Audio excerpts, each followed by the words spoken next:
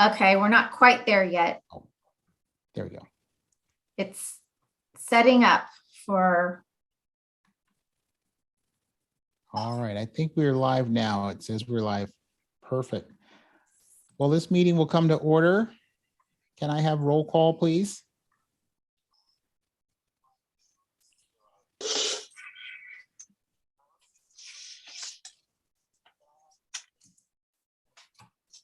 Absolutely. Awesome. Chair Dorsey, Present. Vice Chair Thornton is absent this evening. Oh, no.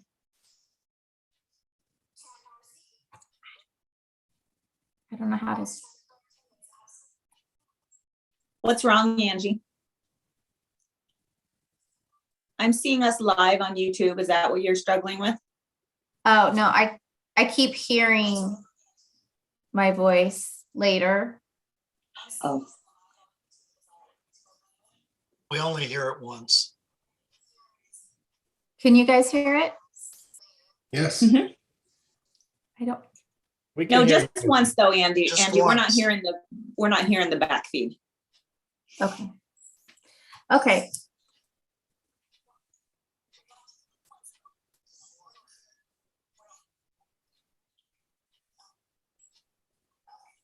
Diane Foster? Here. Mike Meyer is not here yet. Marie Shop is absent this evening. Mike Schultz. Mike Smith. Here. Chris West. Here, And Lori Zwingli. All right, thank you. Thank you, Angie. I appreciate that. All right, now we'll go into the approval of the minutes. Does anyone have any comments or questions, or has everyone had a chance to review the minutes? Yes. Is there a motion to approve? I reviewed the minutes and found them accurate and would move that they be approved as submitted. Do I have a second? second, All right, we have a motion. Any further discussion? All right, hearing none. All those in favor, say aye. aye, All right, all those opposed, same sign. Okay, the motion is carried, and Angie, you can send that over to me for approval in my signature. All right, next on the agenda is board member announcements. All right, we will start. We'll just go round robin here. Diane, do you have any announcements to share? I was trying to think of something creative, but no, not really. I like that I keep seeing the police presence around town. I see, everybody every morning on my way to school, and I guess that's it. Awesome. Mike S. I'm kind of dull this week. I've got nothing. Sorry. All right, Chris. well, I just want to continue the applaud of the department with their social media.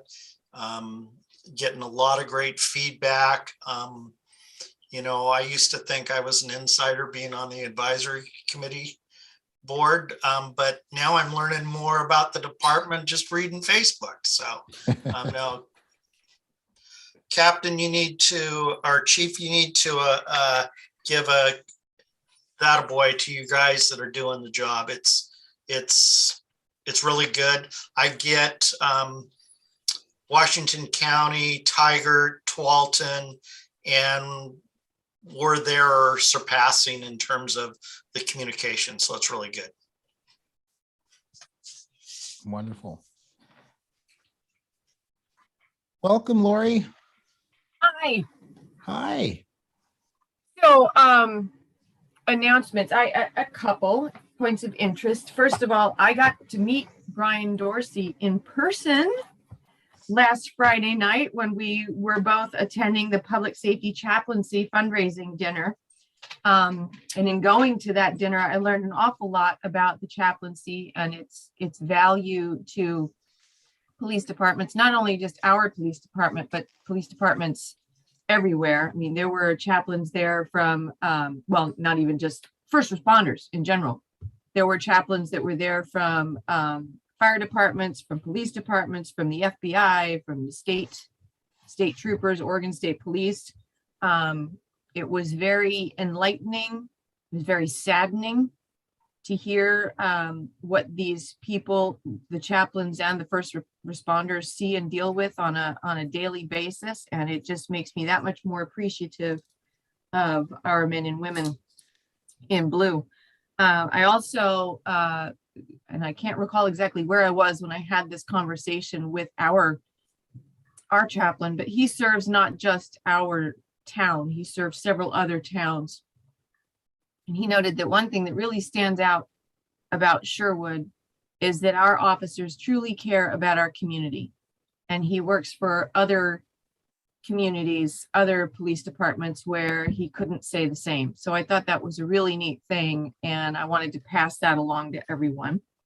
Also, because I am the liaison between the Police Advisory Board and the Sherwood Police Foundation, we need to announce a change in date. We are going to have our gala on June 24 this year, which is outside of our normal police appreciation week. And we are doing it because neither our preferred vendor or food caterer nor our location were available on our desired date. And we decided it was more important to us to be able to have more people come in and be a part of it. And so we moved the date this year. So June 24 is the new date. So if you're at all interested in coming out to support your local PD, that would be the way to do it. Tickets are not yet available, but they will be within the next few weeks. I will keep you informed. Thank you. Lori, what is the location? The Arts Center, the Sherwood Arts Center.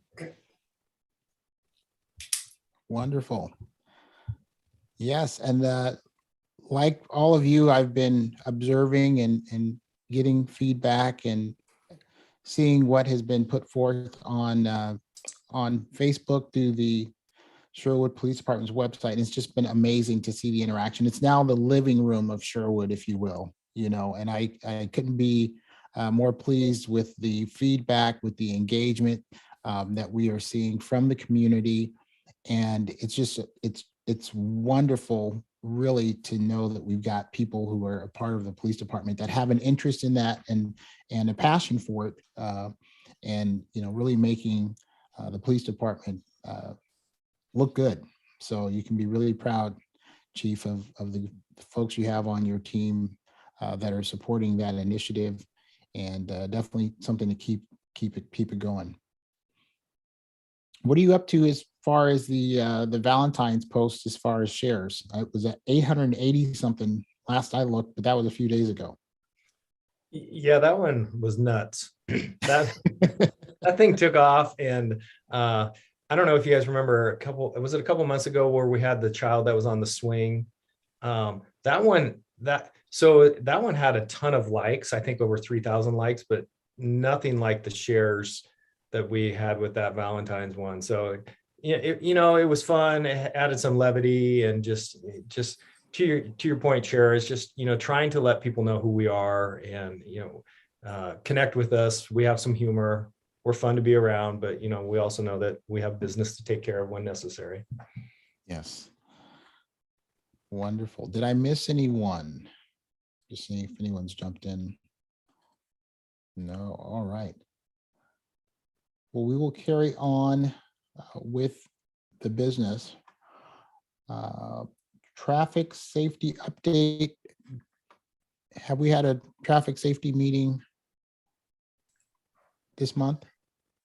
We had one last month. Our February one is next month.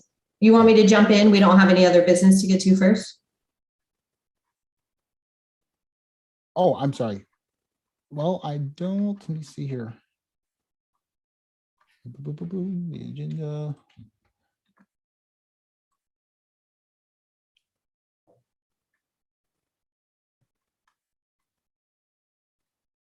I'm sorry, I had my agenda up and then it just dropped off my screen. I've got my, let's see what we got.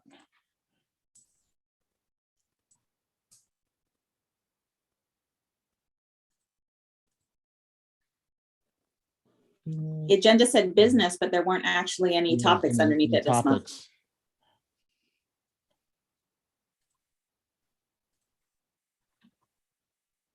Yeah, let's go ahead and go to the traffic safety board. I'm going to do a quick review real quick while we speak to that, if that's okay. Yeah, sure. Lori, did you want to start or do you want me to dive in? Okay. So kind of interesting, Lori and I think learned for the first time at this last meeting that that there's $100,000 annual budget for the traffic safety committee and expenditures that they do throughout the year, and they have used that budget for this current fiscal year. So that was good to know, because it means that they're applying the money to things that need to be changed. They're hearing the community members, they're making adjustments, but it also means that there's a couple of things in the future that might be put a little bit on hold. Mostly it seemed like there were some pedestrian type surveys for a couple of areas that are recommended, and depending on what the budget is for those couple of areas, to back up a little bit, any traffic count type surveys can be done within the city of Sherwood, but anything pedestrian related, as far as there's a crosswalk that's a concern on Sunset heading up to Middleton. And so it suggested that we look at pedestrian counts for there. And I can't remember if the city engineer said that it was going to go ahead and be taking place soon, if there's already money in the budget for that, or if otherwise it'll be the pedestrian portion of that study will follow thereafter. Concerns as far as is that area that I just touched on, that Sunset crosswalk across Sunset heading up to Middleton. So there was some discussion of the time of the day that the crosswalk signals are on, and because they don't seem like they're entirely maybe catching the kids that come before and after the cross guards that are down there for the school. So we had some conversations about that. There's going to also be some both further patrol and then also some data count, some traffic count information that we're going to gather to take that in to further review that area. There's a similar area up by Middleton, right by the school, that they're also going to look at sort of data for cars that are passing in that area, and it's another crosswalk concern. And then we reviewed a couple of new items. Again, most of them are pedestrian concerns, honestly, for the new items that we're looking at in a couple of different areas. And then for that one that we talked about on Sunset, we also talked about that the school district is potentially applying for a grant to get flashing crosswalk signs at that area. So that was something that we did learn on the last meeting. And so we're reaching back out to the city is reaching back out to the school district to kind of coordinate what the timing is on the grant for the flashing lights at that crosswalk, because that also might help address some of the citizen concerns. I think that was, it in a nutshell. There's more specifics on various intersections, but honestly, a lot of the conversations, it's felt like this last time, were a lot related to pedestrian crossing. Diane and Lori, did Chris and I forget to mention that we'd already burned through that 100,000? That's our bad. So sorry. It was so funny. They made the announcement that they burned through, or not they burned through the budget, but the budget was gone. And Lori and I were like, wait, there's a budget? We actually didn't even know that there was certain allocated money. Not that the sky's the limit, even that we weren't even sure that there was $100,000 towards that. So that actually was really interesting and good for us to know too. We weren't aware of that. So I will say that each meeting, they're so educational. If you haven't been on it before and you just take on all this additional information, from different departments and different points of view and different citizen concerns that it's pretty interesting. Was the other Middleton there on the road that goes back to Brookman, where it turns into county out of the city limits? Yeah. Mhm. On where the cemetery is? Just Correct. Yeah. Okay. Just before that. Yeah. Mhm. We dealt So- with a little bit on that. Not Yeah, on and the it crosswalk. sounded like that was a concern that came up before. So now we're sort of starting to implement the action plans from that. So interesting on the budget thing. So most boards and commissions don't have budgets, right? So police advisory doesn't have a budget, but when we set up that committee, the whole purpose was to have a committee that could make decisions without coming to council and everything, and which means they needed funds to be able to do some of the smaller things. Obviously, if there's any larger things that would need to come to city council, would come to city council, but definitely give them the authority to move forward with things. Yeah, that makes sense. Do you have a full committee now? We do. We just filled our last, I'm assuming it's full, but we just filled another vacancy. So yeah, we introduced a new member, which was great. It's not a very big committee, so, you have to do a lot of talking, which is not my favorite, but yeah. Mike and I never talked. Oh, right. Diane and Lori, are you looking at putting up a Facebook page for that, just in case people, aren't able to make the meetings or aren't familiar with all that's going on and where the budget is being allocated? Just like on my own behalf, or as a sort of liaison between it, I guess. Just for the traffic, for the board itself, or for the committee itself, just to have its own little planting their flag out there on Facebook. Is that something that would be feasible? I'm not sure. Well, I feel like this is just me thinking out loud for a second. I wasn't sure if that should come more at the chair level, where, I sit as more of a liaison on the board. I could bring it up. I'm not sure. Also, my only other hesitancy is, are there any concerns, I guess, with sharing on social media certain information, or? I would think the city has its own city Facebook page, and we probably don't want individual Facebook pages everywhere. I mean, I know we have one for the library. I think that's the only other one, and the police have one. But I certainly think the committee could run through their staff liaison any information they would want to put up and have it get to the city's Facebook page. Mm-hmm. If there was anything worthwhile, that might be something the committee could talk to their staff liaison about. Yeah, that makes sense, because there was one topic for sure that we said, sort of our conclusion on the topic was it probably needs more education and outreach. So I know what it was.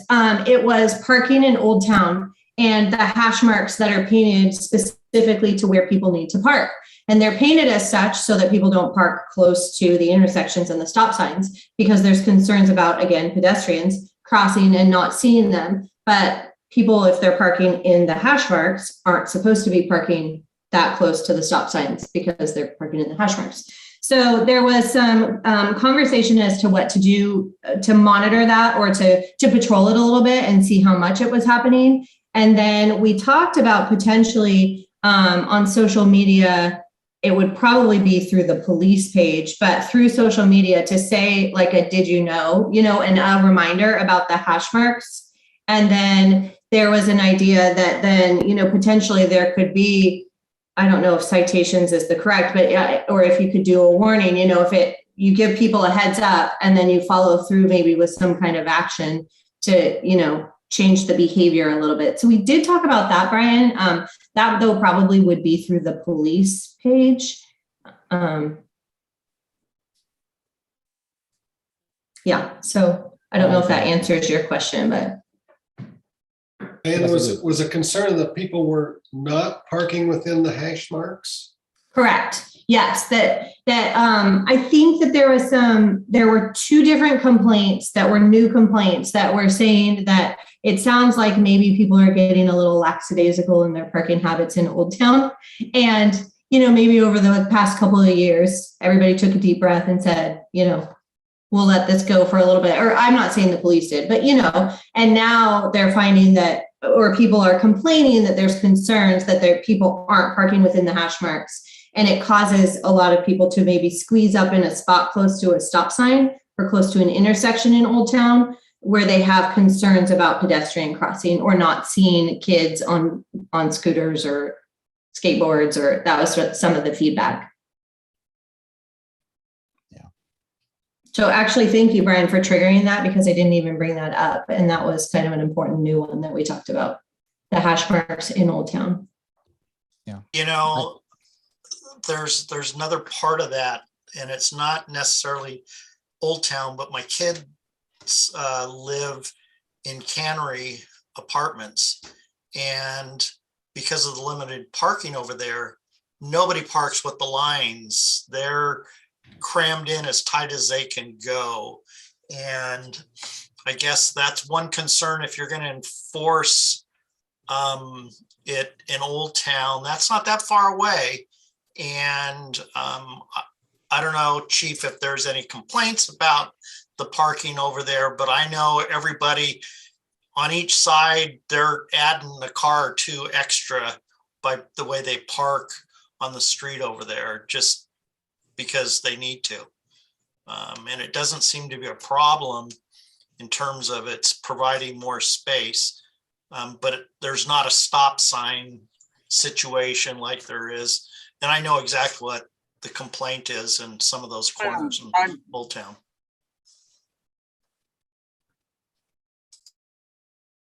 Oh, do you have your hand up, Chief? Yeah, I was just waiting patiently. I'm trying to use the little button. Just to back up with some of the conversation, the challenge is, and Diane brought it up, is those hash marks are dedicated for parking specifically, and people believe that if they see one hash mark that they can use the stop sign as the rear hash mark, which is I think what is occurring based on what I'm hearing, and I've seen it. And there has to be a distinct distance between a stop line and a vehicle, for the very fact that it takes away visibility of crosswalks and all the concerns that have probably been raised as a result of that. So it's, and then what Chris brought up over Cannery Square, I haven't heard complaints. I know parking is very tricky over there. But I haven't necessarily heard anything, and that doesn't mean that they haven't occurred. But and I believe one of the things that came out of that thing is we were going to take a look at that. I think Diane actually mentioned that. And before we get off this, that was the first. I just attended the last meeting for the first time, and I was thoroughly impressed with all the things that are on the table and all the things that are being addressed and talked about within the city, because we know that traffic is probably, if not one of our highest complaints within the city, and rightfully so. We got a lot of people that move throughout the city during the day, but the task that they're taking on is pretty big. And so I really appreciate them being on that. And I know that Chris and Mike were on that prior to, so thank you. It's a lot of work. There's a lot of things to sift through and try and make good decisions, sound decisions that are in the best interest of our community. And that can be difficult because we're all there to, especially for traffic safety and pedestrian safety. And everybody has an opinion on how it should be. And so you have to kind of, sift through all that and make really good sound decisions. And that's what I like about the police department, is being involved, is that we can go out and try and provide feedback to the committee on some of those things. And I know Bob Galati, that's not a part of this, but he's a part of the city, has been instrumental in providing some good educational stuff as well. So last thing, Diane, you talked about it. I love the PSA part of that. I'm all on board. If we can come up with messaging for traffic safety to get out there, we'll use our platforms to get that out there when some of these hot buttons arise. So don't hesitate to reach out. Okay, thanks. There's some hilarious gifs out there about people parking in the wrong spot and what happens to their cars. So I'm sure whoever over there is putting those postings up will have a good time putting that one together. All right. Well, thank you, Diane and Lori, again for your service on that committee. And thank you also, Chris and Michael, for your past service on that committee as well. I sincerely appreciate it. And I know that it is proving to be very valuable. And that's why I just want to continue to get the word out that it's there and the great things are happening to the benefit of everybody in the city. So thank you again. All right, Chief, I'm going to hand it over to you. And you can speak. I know there were some things you want to mention about some future meetings, things you'll be putting forward, but I'll go ahead and turn it over to you, Chief Hanlon. Oh, gee, thank you. Hey, real quick, just for, I want to rewind to like on the 5th of February, we had our awards banquet. I don't think I was able to speak on that. So every year we have our annual awards banquet to recognize all the great work that the officers have done in the past year. We have a new format this year where we recognize people quarterly, and then we have kind of a big get together at the end of the year, which occurs in February. And so that occurred on the 5th, and I know it's been on social media, and I know I talked about it at City Council, but I think it's really important that we also bring it up here. Not only all the fantastic work that all the officers have done throughout the year. I mean, I think you'll hear me continuously beat that drum of how fantastic they are and the great work they do and the challenges that they overcome and navigate day in and day out. But there's 2 awards that come at the end of the year, and it's the Police Officer of the Year. And this year it was voted on by peers within the department. They did it. They took it all upon themselves to decide who should be the recipient of that. And it was Corey Gents, our canine officer. And I read off, I mean, it's almost nearly 2 paragraphs of what they had to say about him and his commitment to the department and his 20 plus years. And he's the officer that will be there and do whatever is asked of him. And he more than deserved that award this year. And I thought it was great that they were able to acknowledge it. And then the other award that is kind of a big deal is the Chiefs Award, which I got to do this year since I just taken over. Granted, Chief Growth had been there, but there was an officer, Officer Ben Humphrey. He's been there about 14 years, and he's done just some fantastic things throughout the year. He dealt with some high stress calls with behavioral issues. He saved, and along with another officer's, a gal's life, applying CPR in the AED in an event. And then he's forged a great relationship with the loss prevention at Home Depot and working to kind of curb a lot of the theft and the things that are occurring there, and set up a great platform for other retailers to maybe follow and work with us moving into the future. And as I said just a moment ago, I mean, I think everybody in that department was worthy of both of those awards, but somebody has to win them. And so Corey was, as I said, Corey Gents was the Police Officer of the Year, and then Ben Humphrey was the Chiefs Award this year. So I wanted to acknowledge that and let you guys know that as part of the Police Advisory Board. Real quick, just on our hiring, because everybody is kind of wondering where we're at. We're still down 5 bodies, still trying to get through that. I think we may have a couple people coming on board here in the next few weeks, which would be fantastic. It still won't put anybody in the seat per se until maybe next year, because they still have to attend the academy. One of them, if we can get a lateral, obviously they'll be here much sooner. It only takes 2-3 months to onboard them, but where we're at right now, we're looking at January before we're going to see bodies out there on the road. So we're going to continue to address that and figure out how we can get some people in here. And then one of the things that moving forward with the Police Advisory Board, I know there's some new members, and I wanted to do it this meeting, but it just time was kind of a crunch for me. But for next month. There's two things I'd really like to do. Is I'd kind of not necessarily hit the reset button, but I want to give you a historical perspective of where we've been at staffing wise, where we're at now, and have a discussion where we want to go, what that means to you, what that looks like.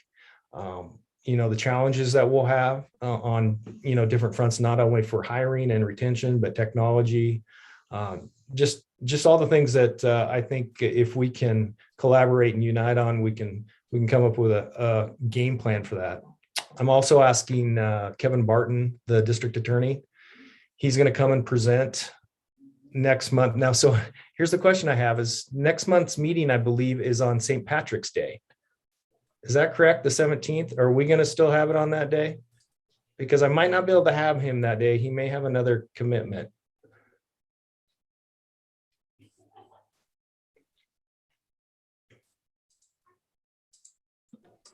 That is the day. That is the day. Okay. So I know he's that just ironically, that's the one day he can't come. So I may have to push him out till April, but he's more than happy to come here and talk. And I think it's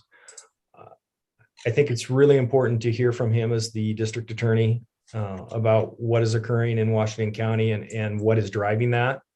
And again, what the challenges are going to be. And I think what we as a police department and as a community need to discuss just moving forward, and what the needs are going to be, and what we want to look like.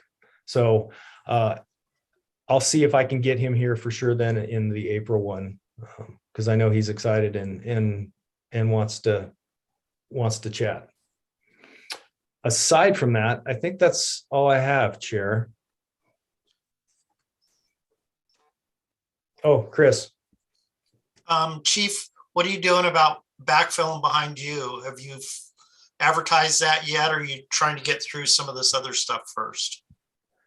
So there's a couple, I have not, I guess to answer your question, no. I'd like to get that out here in the next couple of weeks. There's a couple of things that I'm trying to work through as far as, within my boundaries to operate and what I can offer and what I can't and what that looks like. I want to make sure that I'm on solid ground before I open that up, because I know that there'll be people reaching out and I want to be able to have answers for them. So I'm hoping within the next 2 weeks, I don't foresee that position being filled until probably May. That's just the reality of opening, closing, interviews, backgrounds, and then onboarding somebody. So we'll be running a little short on that end as well. Is that part of the 5? Yes, 4 patrol and then the captain. Okay.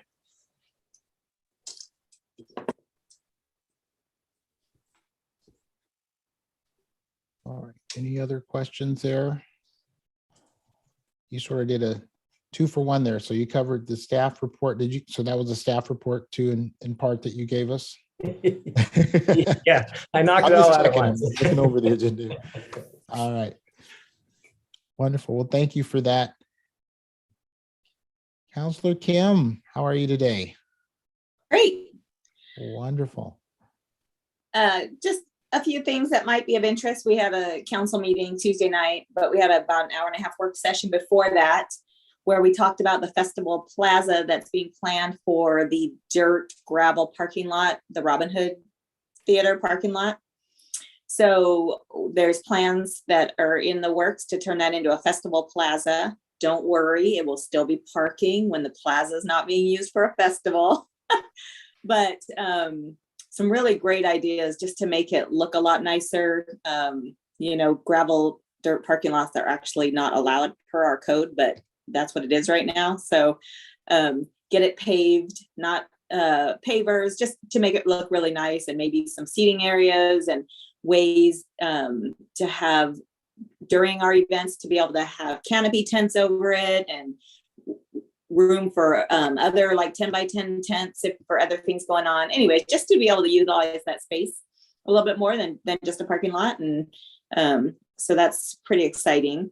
The other part of that work session was our 99 pedestrian bridge, where we had the consultants come and they presented us some ideas of where that bridge could be, what the what do you call it? Like the landing areas and how in front of the Y it would go and then over and where that would look like. And then they presented us some like design options of what the bridge could look like, but all that's going to be part of an online open house for the community to provide input as well.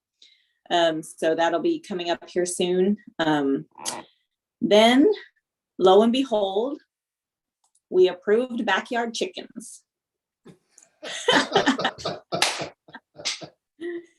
After, since the discussion in 2015, and it was a little bit of a controversial thing, believe it or not, we had 0 public comment. We had it held for 2 meetings open, and we had 0 public comment. Nobody came to oppose it. Nobody came in favor of it. It was kind of interesting, given in 2015, there was a lot of public comment. I sat through those meetings and I was like, that's very interesting. But anyways, there's a lot of boundaries on what we're going to allow up to different size lots, how many you can have on a lot. There will be a permit fee, a small permit fee, $50. Part of the process is we would notify the neighbors around the house that's wanting the permit to let them know. So I think the staff presented us some really good information during a work session in October that all of our surrounding areas were like the last one to allow backyard chickens. I mean, Lake Oswego, Westland, all the other places that you think might not, they all allow them. And so staff gave us their parameters, and then they also called all of their like code enforcement officers to say, hey, what kind of complaints do you get? And it was really 0. They said, we just don't have a problem. So we're going to try it out. The good thing with an ordinance is if it becomes a problem, the ordinance could be changed, it could be removed, it could be, so here we are with chickens. So the other thing is, reality is a lot of Sherwood won't be allowed to have chickens because it's part of an HOA, and most at least I know Woodhaven, which is the largest in the city, doesn't allow chickens. So it's not like chickens are going to be popping up all over town. So the other thing, this was really exciting. So Maya at our senior center, she had worked really hard to apply for a grant with Washington County. So many of you probably know back a few years ago, our food program was being run by like Meals on Wheels. Meals on remember? Yep. Yeah, Meals on Wheels. And we stopped doing that, and we've been providing them ourselves through the city. But we finally were able to apply for a grant with Washington County, and they approved us. We got funding for the rest of this year and the following year, which will cover a lot of our meals. It probably will cover all of it by the money that I'm seeing, and also 20% administration fee for administering our programs.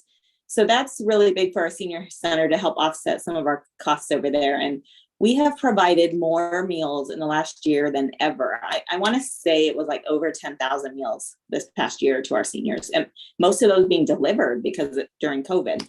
So that was pretty exciting. And they took off a lot of the restrictions. Meals on Wheels used to have a lot of restrictions, had to be low salt, low this, which really tied the hands of our chef, who's a very good chef, and who puts out very healthy meals anyways. But so I was pretty excited about that. And then I think that was about it that was Tuesday night's meeting. So just lots of things going on in the city, lots of exciting things, lots of, yes, Lori. So you used to be able to go to the senior center, anyone could go in and purchase a meal and have one of this chef's wonderful creations. I never did do it. Is that still a possibility, or is that not acceptable right now because of COVID? So I don't know if they're eating in person yet, but when they are back in person, that is a possibility. The funding that we're getting from Washington County is only for individuals over 60. And we've always had those under 60 pay for a suggested donation. And we'll continue to take suggested donations, but a lot of seniors still like to donate, We just can't charge a flat fee according to this program. So as long as it's the donation, we can still take funding for that. So, but there's a lot of seniors who don't have those funds. So this is just a way that we can serve our seniors. So, yeah. Chris, does that mean you can go get a meal? Is that what that hooray was for? You're on mute. Yes, it does mean I get to go, and this year I can go on Medicare too, if that means anything to anybody. I know Mike wouldn't can know. relate. I never would have guessed. I have no sympathy for you, Chris, none whatsoever. I know, you never have. I think that's all, unless anybody had any more specific questions about anything going on in the city. I would add on the parking situation in Old Town where they park near the stop sign and whatnot. Just also a kind of a reminder, you know, how buses have difficulty turning in Old Town. And so if you see a bus, you have to stop short of the stop sign. Well, apparently in Colorado, that's the same issue, because my son was turning left at the stop sign. There was a truck in front of him. The bus trying to turn, the bus couldn't make the radius, so the truck backed up, not realizing my son was behind him yesterday. Crunch. So be careful, watch the people, make sure there's nobody behind you before you put your car in reverse. Speaking of buses, are they gonna return the route to Old Town or still be going around the? Good question. I actually am part of the quasi small committee with TriMet, Councillor Scott and I, and we actually just got some suggestions from TriMet last week about what they'd like to do. And no, I don't think the plan is to ever return that way. It's to keep it where it's at and make some changes to making sure that we have some accessible onboarding on Pine right down from like Symposium, where that add a new stop there, take the stop away that's a little bit farther down. Anyway, some suggested changes there that will keep buses out of that Old Town, you know, out of that other area. Get rid of that park and ride over there. We could then utilize that for more downtown parking, and yeah.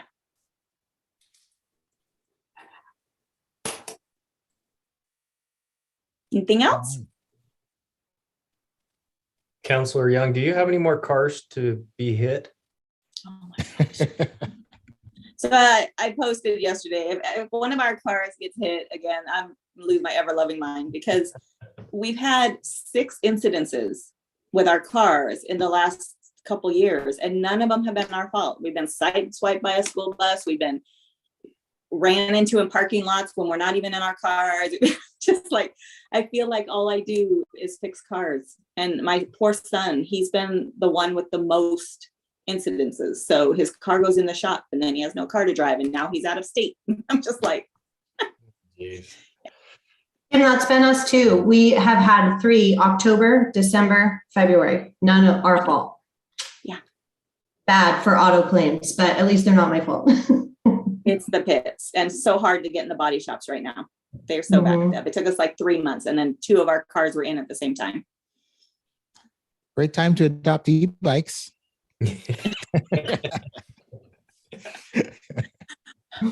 I want to survive. Yeah. All right. Well, thank you, Counselor, for that update and that news. And we can finally maybe talk our HOA into allowing chickens. We'll have to vote on that. Actually, I have a question for you, Counselor. Now, Counselor Young, if they put the mailers out to the neighbors and the surrounding neighbors, and the neighbors don't want the chickens, does that mean that the homeowner would not be able to have them, or is it just a courtesy? It's just a courtesy, okay. And it notifies the neighbors of, I was looking at the letter that's going to go out to them. Yeah, it's just a courtesy, and it gives them some of the rules and regulations that their neighbor has to abide by. And then it also gives them the compliance officer's name, phone number, and email address, so that if they do have any problems, they can get it taken care of. And, you know, most things are complaint driven, so it'll take a complaint.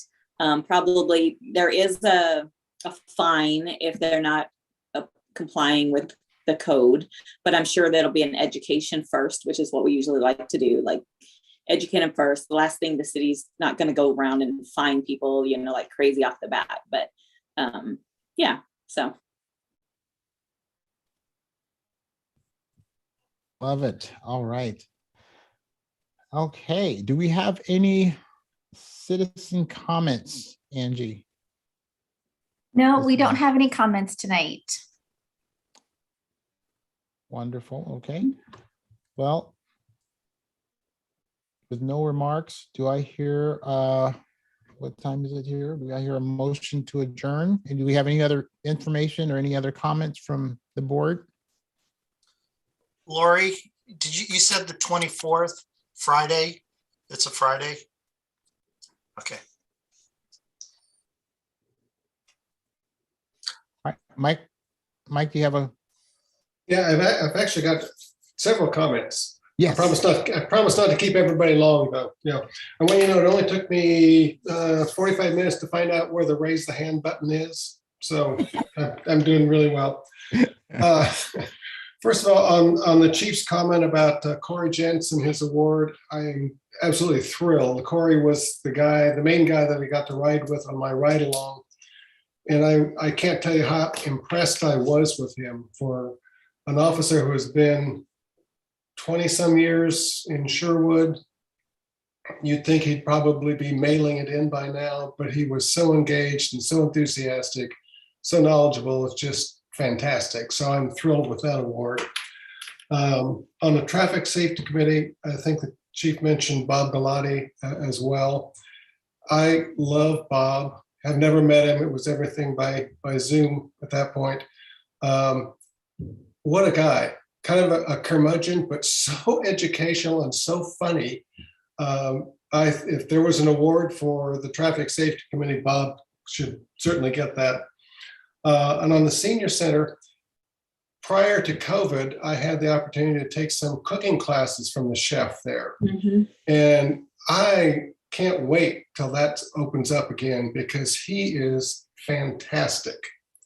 And Chris, I want you to know, I was, by double-digit years, the youngest person taking the cooking classes. So let's make that clear, okay? So that's all I've got. All right. What did you learn to make, Mike? Oh gosh. I can cook a turkey now. A lot of it was knife skills. You are safe to stand next to me while I'm cutting things up now. That's great. I can make a mean roux. There was a number of things. He's really quite good and amazingly young and his background is out of Las Vegas, I believe. He worked at some high-end restaurants there and kind of burned out, and decided to kind of step back and get a real life again. But if those cooking classes open up again, I highly recommend them for everybody. They're just a lot of fun. Wonderful. Wonderful. Anyone else?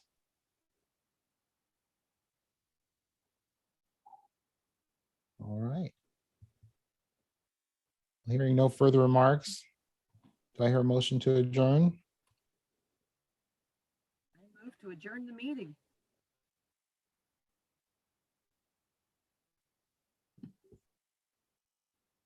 Chris, are you seconding? All right, Lori first, Chris second. All in favor, say aye. Aye. Aye. All opposed, same sign. Okay, well, this meeting is hereby adjourned. Thank you all for coming tonight and for your service to the community. Good night, everybody. Good night, everybody. Good night.